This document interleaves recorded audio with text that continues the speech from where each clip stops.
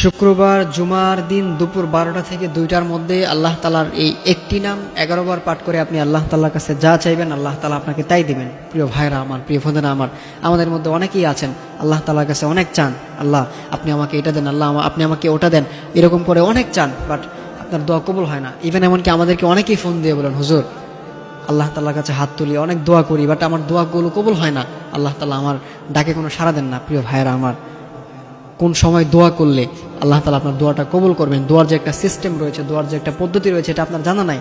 এটা আপনার যদি জানা থাকতো তাহলে আপনার দোয়াটা অবশ্যই কবুল হতো। আপনি আসলে আল্লাহ তাআলার কাছে চাওয়ার মতো চাইতে পারেন না। আর কোন সময় চাইলে আল্লাহ তাআলা আপনার দোয়াটা কবুল করেন এই সময়টা আপনার জানা নেই।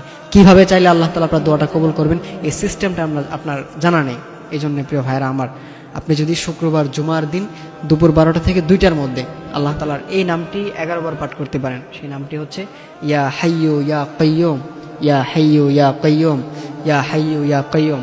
আপনি আল্লাহ তাআলার এই স্পেশাল নামটি, এই ইসমে আজম নামটি আপনি যদি হাতে গুনে গুনে 11 বার পাঠ করতে পারেন, 11 বার পাঠ করে এরপর আপনি আল্লাহ তাআলার কাছে যা চাইবেন আল্লাহ তাআলা আপনাকে তাই দিবেন। ভাইরা আমার, মনে রাখবেন শুক্রবার এটা কিন্তু খুবই গুরুত্বপূর্ণ একটা দিন, শুক্রবার এটা কিন্তু খুবই স্পেশাল একটা দিন। আপনি এই দিনে আল্লাহ তাআলার কাছে যে দোয়াটাই করবেন আল্লাহ তাআলা আপনার সেই দোয়াটাই কবুল করে নেবেন। এটা খুবই গুরুত্বপূর্ণ একটা দিন। শুক্রবারকে হাদিসের ভাষায় বলা হয় সাইয়্যিদুল আইয়াম, সপ্তাহের লিডার হচ্ছে এই শুক্রবার দিন। সপ্তাহের সবথেকে উত্তম দিন, সবথেকে বেস্ট দিন হচ্ছে এই শুক্রবার দিন। এই শুক্রবার হচ্ছে একটা আমলের দিন। এই শুক্রবারে আপনি যত বেশি বেশি আমল করতে পারেন, এই জন্য প্রিয় ভাইরা আমার, অবশ্যই আপনি শুক্রবার দিন দুপুর 12টা থেকে 2টার মধ্যে আল্লাহ তাআলার এই নামটি 11 বার পাঠ করে আপনি আল্লাহ তাআলার কাছে চাইবেন। আপনি আল্লাহ তাআলার কাছে হাত তুলে বলবেন আপনার যে সমস্যাগুলো আছে সেগুলোর কথা আল্লাহ তাআলার কাছে আপনি বলবেন, আল্লাহ তাআলার কাছে আপনি শেয়ার করবেন, দেখবেন আল্লাহ তাআলা আপনার সেই সমস্যাগুলো দূর করে দিবেন। আমাদের মধ্যে অনেকেই আছেন শুক্রবার দিন একটু আগে ভাগে মসজিদে যাবে না, সে একদম সবার শেষে মসজিদে যায়। যখন অনেকেই আছে আবার যখন এক রাকাত নামাজ হয়ে যায় তখন বান্দা গিয়ে মসজিদে হাজির হয়। প্রিয় ভাইরা, এটা করবেন না। আপনি শুক্রবার দিন একটু আগে ভাগে আপনি উত্তম রূপে গোসলটা করে আপনি 12টার মধ্যে আপনি মসজিদে চলে যাবেন। গায়ে একটু সুগন্ধি মেখে, ভালো একটা জামা পরে, ভালো একটা পোশাক পরে, উত্তম রূপে একটু গোসল করে আপনি আগে মসজিদে চলে গিয়ে আপনি 2 রাকাত নফল নামাজ আদায় করে মসজিদের একটা কোনায় বসে আপনি সুন্দর করে আল্লাহ তাআলার এই নামটা 11 বার পাঠ করে আপনি আল্লাহ তাআলার কাছে হাত তুলবেন। তবে অবশ্যই দোয়ার পূর্বে একটা কথা মনে রাখবেন, দুরূদ পাঠ করে নেবেন।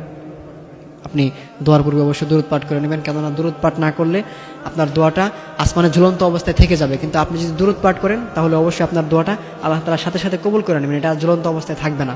এই জন্য প্রিয় ভাইরা আমার, অবশ্যই দোয়ার পূর্বে দুরূদ পাঠ করে নেবেন। দুরূদের মধ্যে সবথেকে উত্তম যে দুরূদ সেটা হচ্ছে আমরা যেটা নামাজের মধ্যে বলি, দুরূদ ইব্রাহিম, এটাও পড়তে পারেন, অথবা আপনি শর্ট এটাও পড়তে পারেন, সাল্লাল্লাহু আলাইহি ওয়াসাল্লাম, এটা পড়লে হয়ে যাবে, সমস্যা নাই।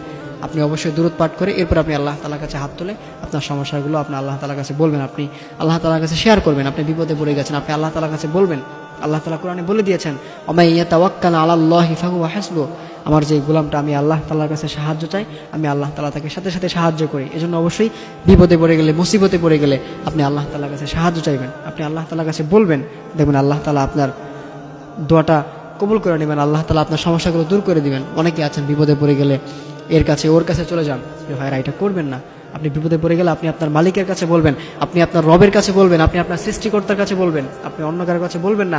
সে আপনার কোনো উপকার করতে পারবে না, কেননা উপকার করার মালিক সে নয়, যে আপনাকে সৃষ্টি করেছে, যে আপনাকে দুনিয়াতে পাঠিয়েছে, সে আপনার একমাত্র উপকার করতে পারবে। এই জন্য অবশ্যই আপনি আপনার মালিকের কাছে বলবেন। বিপদে পড়ে গেলে আপনি আপনার মালিকের সাথে শেয়ার করবেন, দেখবেন আপনার মালিক আপনার বিপদগুলো দূর করে দিবেন, আপনার রব আপনার বিপদগুলো দূর করে দিবেন। এজন্য অবশ্যই আপনারা এই আমলটা কেউ ছাড়বেন না। আপনাদের লাইফে আপনারা যতগুলো শুক্রবার পাবেন আপনারা অবশ্যই আমলটা করবেন, কেউ এই আমলটা ছাড়বেন না ইনশাআল্লাহ। আল্লাহ তাআলা আমাদের সকলকে এই আমলটা করার তৌফিক দান করুন, আমিন।